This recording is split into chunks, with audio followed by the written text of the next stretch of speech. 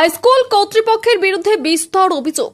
অস্বাস্থ্যকর পরিবেশ, নিয়ম শৃঙ্খলার বালাই নেই, শিক্ষকদের মধ্যে গোষ্ঠী, শিক্ষাসুলভ পরিবেশ নেই। এই সমস্ত অভিযোগ তুলে শুক্রবার অভিভাবকেরা সেখানে গিয়ে ক্ষোভে ফেটে পড়লেন। নিরুত্তর শিক্ষকেরা ঘটনা পলাশীপাড়া থানা এলাকার তেহট্ট নতুন চক্রের সাহেবনগর উচ্চ বিদ্যালয়ের। স্থানীয় সূত্রে জানা গেছে, বেশ কয়েক মাস ধরে ওই স্কুল নিয়ে বিস্তর অভিযোগ উঠেছিল এলাকায়। সেই নিয়ে গ্রামের অভিভাবকেরা তার সমাধানের জন্য স্কুল কর্তৃপক্ষ এবং পরিচালন সমিতিকে জানিয়েছিল। কিন্তু সমাধান দূরের কথা, বরং আরো অস্বাস্থ্যকর পরিবেশ তৈরি হয়েছে স্কুলে। এ কারণে গ্রামের একাধিক সচেতন নাগরিক সহ একদল অভিভাবকেরা শুক্রবার স্কুলে যান। একাধিক ঘর ল্যাব ঘুরে দেখে হতবাক হয়ে যাওয়ার পাশাপাশি তারা প্রত্যেকে ক্ষোভে ফেটে পড়েন। স্কুলে গিয়ে দেখা যায় চত্বরে বিভিন্ন জায়গায় কাদা জল জমে আছে। স্কুলের ভবন তিলতলা, প্রত্যেক তলার বারান্দায় নোংরা আবর্জনায় ভর্তি। অভিভাবকদের অভিযোগ, মাসের পর মাস পরিষ্কার করা হয় না আবর্জনা। স্কুলে ছেলে ও মেয়েরা পড়াশোনা করে, ছাত্রীদের বিশেষ কিছু ক্ষেত্রে সুনির্দিষ্ট ব্যবস্থা নেই বলে গুরুতর অভিযোগ তোলেন তারা। তাদের অভিযোগ, দুটি ক্লাস ঘরের মাঝখানে মেয়েদের বাথরুম, সেটাও পরিষ্কার করা হয় না। দুর্গন্ধ বেরিয়ে ক্লাসে থাকা পড়ুয়াদের সমস্যা হয়, এমনকি মেয়েদের বাথরুমের সিটকানি পর্যন্ত দেওয়ার ব্যবস্থা নেই। এই স্কুলে 961 জন পড়ুয়া রয়েছে। বিজ্ঞান বিভাগের ল্যাব, 3টি ঘরে আলাদা বিভাগের ল্যাব, কিন্তু অভিযোগ প্রত্যেকটি ঘরে নোংরা আবর্জনা, ল্যাবের সামগ্রী ব্যবহারের অযোগ্য। শুধু তাই নয়, একাধিক শ্রেণীকক্ষ বসার অনুপযোগী। কোন ঘরে কুকুরের মল পড়ে আছে, কোন ঘরে এত নোংরা যে ক্লাস করার উপযোগী না। অভিভাবকদের আরও অভিযোগ, প্রত্যেক স্কুলে শিক্ষকদের বসার জন্য একটি স্টাফ রুম থাকে, কিন্তু এই স্কুলে 4টি ঘরে আলাদাভাবে শিক্ষকেরা থাকেন। তাদের অভিযোগ, শিক্ষকদের মধ্যে গোষ্ঠী, সেখানে শিক্ষাসুলভ পরিবেশ কি করে তৈরি হতে পারে। অভিভাবকদের মধ্যে পলাশ মণ্ডল, প্রীতম মণ্ডল ও সৌমেন মণ্ডল বলেন, স্কুল কর্তৃপক্ষ শিক্ষকদের বিরুদ্ধে বিস্তর অভিযোগ রয়েছে। স্কুলে কোনো শিক্ষা বিষয়ক পরিবেশ নেই। পড়ুয়ারা কি শিখবে এই স্কুলে? প্রধান শিক্ষকের সঙ্গে আলোচনা করার কথা জানিয়েছি, এরপরেও সমাধান না হলে আন্দোলনে নামব। সাহেবনগর উচ্চ বিদ্যালয়ের পরিচালন সমিতির সভাপতি শ্রীবেশ বিশ্বাস বলেন, পরিকাঠামোগত ভুল আছে কিছু, সেগুলি ঠিক করা হবে। এদিন ছিলেন না প্রধান শিক্ষক অপূর্ব কুমার রায়, তবে ফোনে তিনি বলেন, প্রত্যেক শনিবার স্কুল পরিষ্কার করা হয়, বাকি যা সমস্যা আছে দ্রুত ব্যবস্থা নেওয়া হবে। তেহট্ট নতুন চক্রের অপর বিদ্যালয় পরিদর্শক মিঠু সরকার বলেন, লিখিত কোনো অভিযোগ নেই, তবুও পরিদর্শন করে প্রয়োজনীয় ব্যবস্থা নেওয়া হবে। আর যতটুকু দেখলাম সেটুকু মাস্টারমশাইয়ের সামনে আমি বর্ণনা করছি, ঠিক আছে?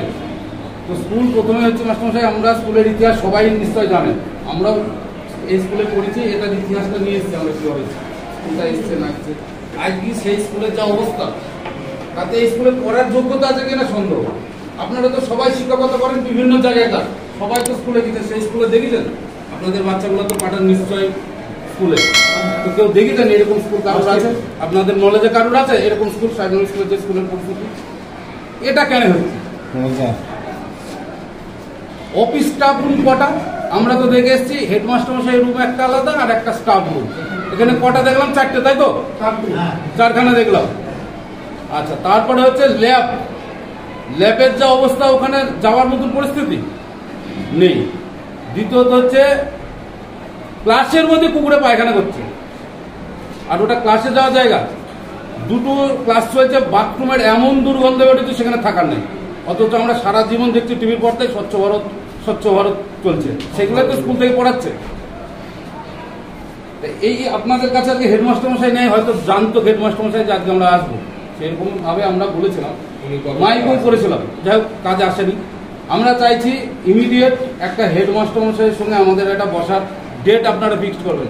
এখানে আমাদের স্কুল ম্যানেজমেন্ট কমিটির আছে, বসে যাবে। তুমি তার পার্টিকুলার 2-3 জন বলো যে কাকে বলবো, পার্টিকুলার না, এটা ক্লাসরুমে আমরা হয়তো কতজন আছে, 30-40 জন আছে।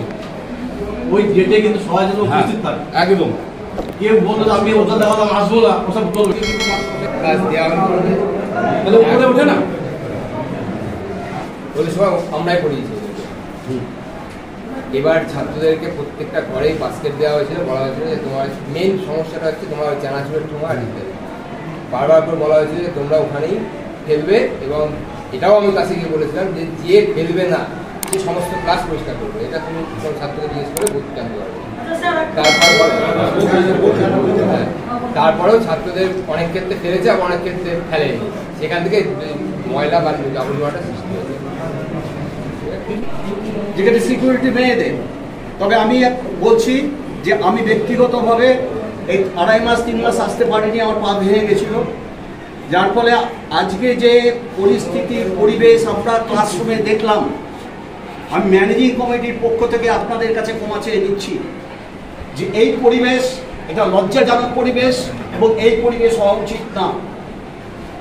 আমার একটা যে আমরা এখানে হেডমাস্টার মশাই ছাড়া অনেক টিচার আছি, প্রতিদিনই তো আমরা ক্লাসে যাচ্ছি, তো আমাদের কি কারোর চোখে পড়লো না? হ্যাঁ, সেটাই তো কথা। একটা পায়খানা করেছে, আমি এই পরশু দিন এসেছি, আমি বলি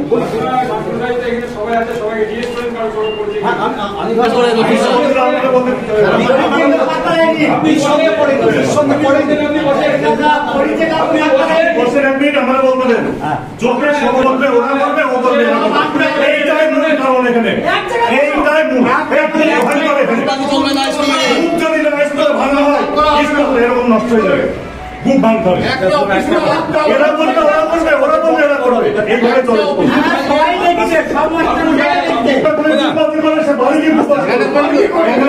আপনি একটা চিঠি করবেন ডিআই অফিসে, এইরকম স্কুল আজকে যা দেখলেন সেটা বর্ণনায় লিখবেন, আমরা শুধু সই করবো। ঠিক আছে, ডিআই এর আন্ডারে এরকম স্কুল আছে কিনা আমাদের জানতে চাই সেটা। আর এই যে অফিস রুম, দুখানা অফিস রুম থাকবে, একটা হেডমাস্টার মশাইয়ের, একটা স্টাফ রুম। বৃহত্তর আন্দোলন হবে এবং সারা গ্রামের লোক অনেক বছর ধরে আমার পছন্দের গয়না সঞ্চয় করেছি, এবার দেব আমার প্রিয় মানুষ। মা, it's yours. Now it is yours. আমার পছন্দের গয়না আজ থেকে Sohag, pure and precious, Orient Jewellers. যদি এখনও আমাদের খবরের দর্পণ চ্যানেলটি সাবস্ক্রাইব না করে থাকেন তাহলে এখনই সাবস্ক্রাইব করুন, সঙ্গে বেল বাটনটি ক্লিক করুন আর পেয়ে যান সব খবরের দ্রুত ভিডিও আপডেট।